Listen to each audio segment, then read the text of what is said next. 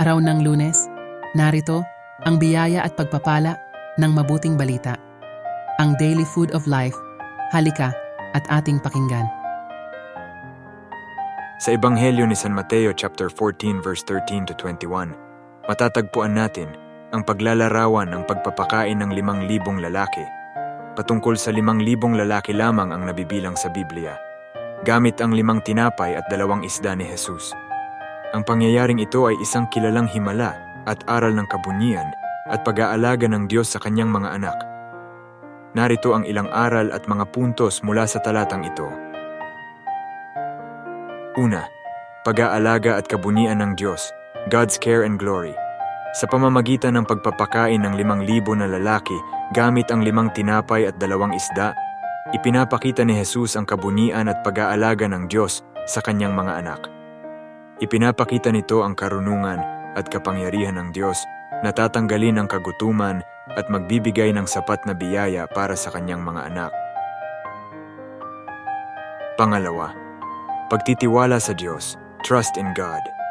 Ang pangyayaring ito ay nagpapakita ng kahalagahan ng pagtitiwala sa Diyos at kanyang kapangyarihan na magbigay ng biyaya at pangangailangan kahit sa mga oras ng kagipitan at kakulangan. Ipinapakita nito ang kabutihan at kasaganahan ng Diyos sa kanyang pananampalataya. Pangatlo, pagbabahagi at pagpapala, sharing and blessings. Sa pagbabahagi ng mga tinapay at isda at sa pagpapakain sa mga tao, ipinapakita ang kahalagahan ng pagbabahagi at pagmamalasakit sa kapwa.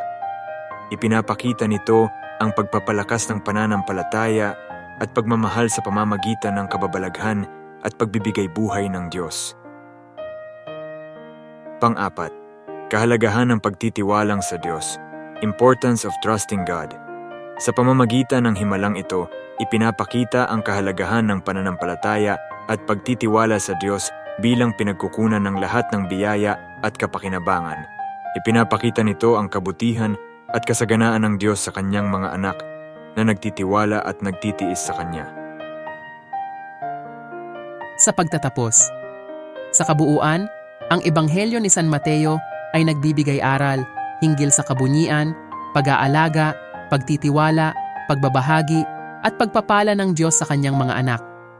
Ipinapakita nito ang kahalagahan ng pananampalataya, pagtitiwala, at pagmamalasakit sa kapwa sa pagtanggap ng biyayang nagmumula sa Diyos. Thanks God! Nawa nagustuhan niyo ang video. Sa ngayon lang po nakapanood ng video ay follow niyo po si Brother Chris sa kanyang YouTube. Please subscribe at Bro Chris channel at follow sa kanyang Reels at like, comment, and share. Thanks for watching and listening. God bless you. Anumang panahon, anuman ang sitwasyon, pananampalataya sa Diyos ang sagot. Subscribe to Bro Chris channel at Reels Bro Chris Montadraya Jr. now para sa pangaral at payo mula sa Panginoon.